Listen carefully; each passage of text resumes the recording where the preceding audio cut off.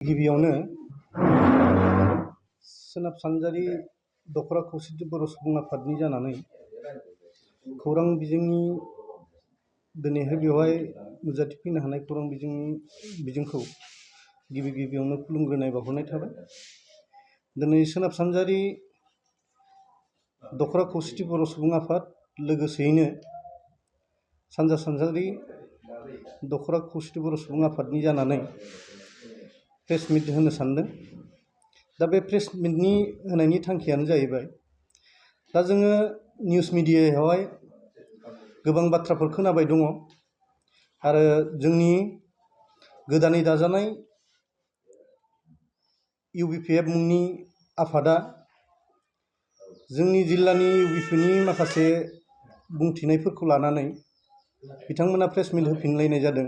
नाथाय सैथोखौ जोङो दिनैहाय बे दिनैनि प्रेस मिटनि गेजेरजों बुंनो सानदों। दा दिनै बिथां गाम्बारु मुसाहारिया दा बिथाङा मोनसे समाव गोदानै दाफुंजानाय BKWSCनि चेयारमेनमोन। नाथाय गावनि माखासे गोरोन्थिनि थाखाय बिथांखौ चेयारमेन पदनिफ्राय बोख्लायनाय जादोंमोन।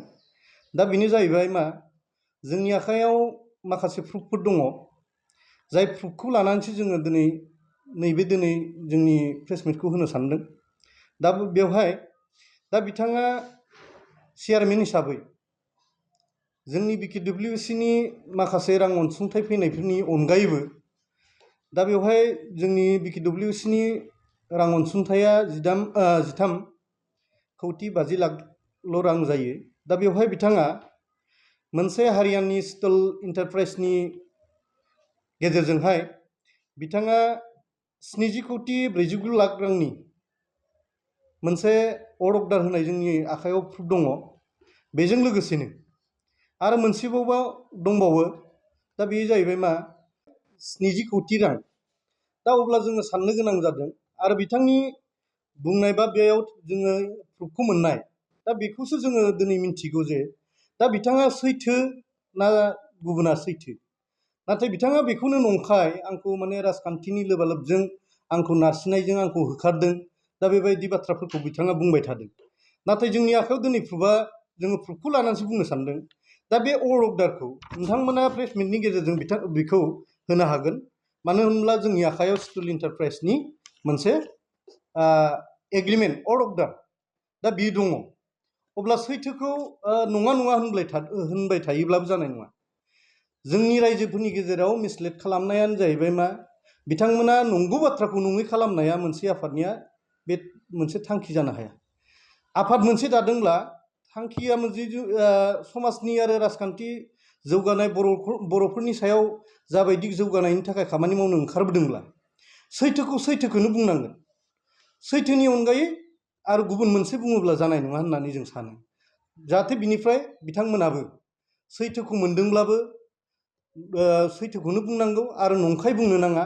अब्लासो मोनसे आफाद गोदान दानाया मोजाङै दोननानै थागोन। नाथाय जोंनि गेजेराव रायजोफोरखौ बेले बेजे लाबोनो थाखाय बिथांमोना गोबां निउस मिडियानि गेजेरजों गोबां बाथ्रा बुंगासिनो दङ। नाथाय बिनि गोजानाव थानाया मोजां। नांगौ जायोब्ला जोङो जोंनि सोनाब सानजारि आरो सानजा सानजारि दख'रा खौसेथि बर' सुबुं आफादनि जानानै मोनफ्रोमबो गामियावहाय जोङो जिथु सैथो नंगौना नङा बेखौ प्रुफ होनो थाखाय जोङो दरफ्रोमबो गामियाव बे जिथुनिखि गाम्बारु बिथांनि जा अर्डार होनाय चेयारमेन हिसाबै, दा बेखौथ' बिथाङा होनो हाया। बेखौ सासे CMआसो सिबासो होनो हायो, बे अर्डारखौ होनो हागौमोन। नाथाय बिथाङा बारस'नाय खामानि मावनायाव दिनै बेखौबो प्रुफ बिबाय थादोंमोन, नंगौ नङा बेखौबो नागिरबाय थादोंमोन। नाथाय दिनैहाय बिथाङा होनो हायैलाय दा बिथांखौ चेयारमेन पदनिफ्राय बोख्लायनाय जादों। दा बेखिनिखौ आङो बुंदों। लोगोसेनो रायजो राजाखौ दिनैहाय जाबायदि सिन्थाजों लाबोबाय थादों, गोदानै दाजानाय BKWSCआ दिनै भिलेज नटिफिकेसन जायाखै। लोगोसेयैनो आरो जोंहा इलेक्सन जाबावनायनि बाथ्रा दङ। दा बेफोर सिन्थाखौ लानानै जों गावजों गाव जिथु बेले बेजे जालायबाय थायोबा, सैथोखौ मिथिनानैबो सैथोखौ मिथियै बायदि जानानै थायोब्ला, अब्ला जोंनि माखासे मावनांगौ खामानिफ्रा आदुरा जालांगोन नामा? आरो बेखौ बयबो सिन्था होनाया मोजां।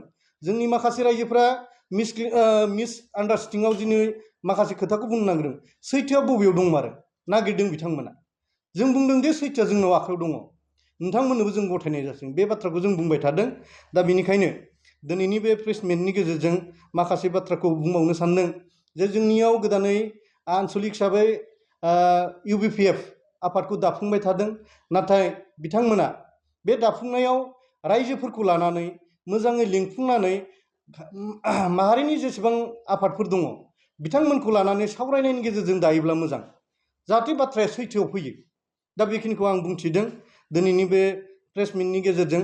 आरो बिथांखौ मोनसे गाम्बारु मोसाहारि बिथांखौ आं मोनसे आंनिफ्राय गुरै खावलायनाय, जोंनि दानि चिफ मिनिस्टार बसुमतारी, दा बिथाङा गोबां समनिफ्राय जोंनि जायगायावहाय बा जोंनि आसामावहाय एक्स-बिएलटि लानानै UBPसिम दाजेननायनिफ्राय लानानै दिनै BKWSC मोनजासिम दा बिथाङा नांथाब नाजानानै रायजोनि अलखदाव गोग्लैनाय रायजोफोरखौ माबोरै बासायनो हागोन बेखौ लानानै बिथाङा सिन्था खालामखांनायनि उनाव मोनसे आफाद दादोंमोन UBPआव। बिनि उनावसो जोङो BKWSCखौ मोन्दों। आरो बे मोननायाव बिटिआरनि बाहेरायाव थानाय बर'फ्रा जोङो राजखान्थि, समाजखान्थि आरो रांखान्थिनि जोङो बेलायाव जौगाखांनो हायाखै। दा बेफोर खोन्थाखौ लानानै जोङो गोबां सारि जारि सावरायनायनि गेजेरजों, इन्टेलेक्सुवेलफोरखौ लाफानानै सावरायनायनि गेजेरजों दिनै जोङो बे BKWSCखौ मोननो हाबाय। दा बेनिखायनो जोङो माखासे बाथ्राखौ सैथोखौ गारनानै नंखायखौ बुंनानै जाबायदि बाथ्रा प्रेस मिटआव होबाय थादों बेफोरखौ होनायनिफ्राय गोजानाव थानायखौ आं लुबैदों। आरो आं बारा गोबाव बुंनो सानाखै। दिनैनि बे प्रेस मिटनि गेजेरजों आं बेखौल' खावलायनो लुबैदों, नांगौ जायोब्ला जोंनि सोनाब सानजारि आरो सानजा सानजारि दख'रा खौसेथि बर' सुबुं आफादा नांगौ जायोबा जोङो गामिनि रायजो राजाखौ लानानै जोङो मेलनि गेजेरजों दिनै जाबायदि जोंनाव प्रुफ दङ बेफोर प्रुफखौ जोङो होगोन। आरो बिथांमोना जेब्ला आनसलिक हिसाबै मेलखौ खालामनो थाङो बिथांमोनाबो जाहाथे आंनिफ्राय रायजोफोरखौ गुरै खावलायनाय, जाहाथे बिथांमोनखौ सोंनानै सैथोखौ नागिरो। आं बेखिनिखौ बुंनानै आंनि दिनैनि बे प्रेस मिटखौ आं एसेयावनो दोनथ'बाय।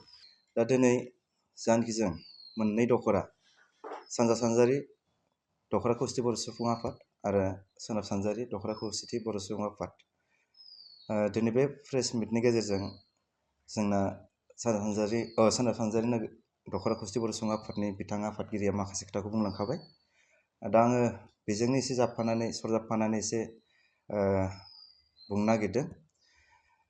बाथ्राया जाहैबाय जोंहा मोनसे आफाद दानायाव रावखौबो जेबो बुंनांगौ खोथा गैया आरो बुंनांगौबो थाया।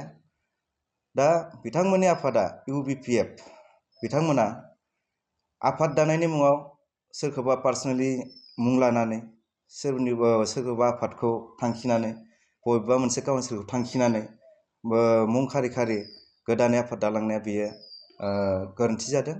जाहाथे बेफोरबायदि सोंखेलानिफ्राय गोजानाव थायो बेखौ आङो सानजारि नोगोर खौसेथि बर' सुबुं आफादनि जानानै आङो गिबियाव खावलायग्रोबाय।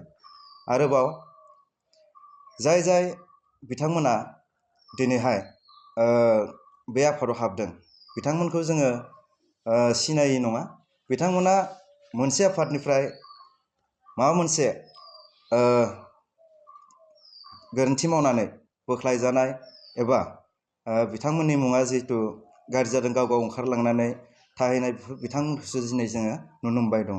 आरो दाख्लै बावहाय जोंनि धेमाजि जिल्ला खौसेथि बर' सुबुं आफादनिफ्राय जोंहा आफादगिरिजों लोगोसे गासिबो सोद्रोमा बिथांमोना मोनसे प्रेस मिट होदोंमोन। बे प्रेस मिट होनायखौ लानानै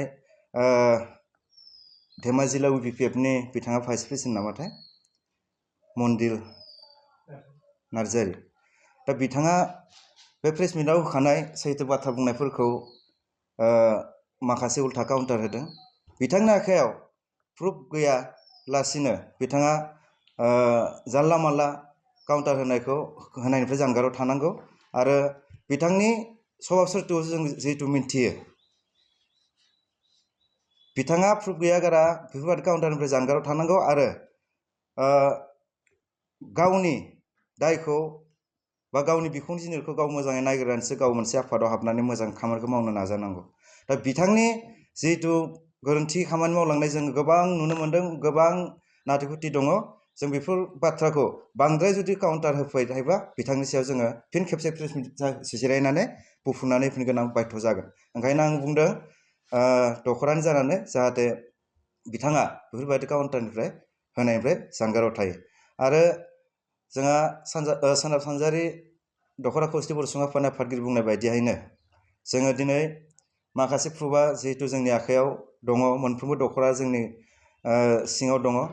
मोनफ्रोमबो दख'रानि आफादगिरि बा नेहाथारि बिथांमोनखौ लोगो हमनानै मोनफ्रोमबो गामिनि दख'रानि सिङावनो गामिनि दैदेनगिरि बिथांमोनखौ जुदि सैथोखौ लुबैनो नागिरदोंब्ला लोगो हमनानै बे कफि माखासेखौ नाजावनो हागोन। आरो गोनां जायोब्ला जोङो आनसलिक आसाव जिल्ला आफादफोरखौ लानानै बे फोरमान बिलाइफोरखौ लानानै जोङो मोनसे मेल लेंनायनि थांखिबो लानाय जादों। बेखौ जोङो थाबैनो मावफिनगोन। बेनि सिगां जुदि सोरबा बिथांमोना इन्टेलेक्सुयेल बिथांमोना गामि दैदेनगिरि बिथांमोना मोनथिनो लुबैदोंब्ला जोंनि आखाइनिफ्राय लांफैनो हागोन।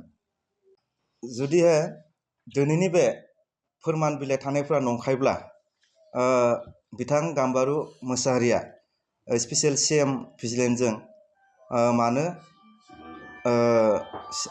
सिग्रोम जादों, भिजिलेन्स हाबजाखो। दा बेखौ नंखायब्लाथ' बे फोरमाना नंखायबा बिथांनि न'आव CM भिजिलेन्स थांनाय नङामोन, बिथांखौ सिग्रोमनाय नङामोन। दा बेखौबो जुदि सैथो होननानै जुदि सानायब्ला गासिबो रायजोफोरा नै फोरमान बिलाइया जोंनि आखायाव दङ, नोंथांमोना जोंनिफ्राय लांनानै बे फोरमान बिलाइखौ नायनो हागोन।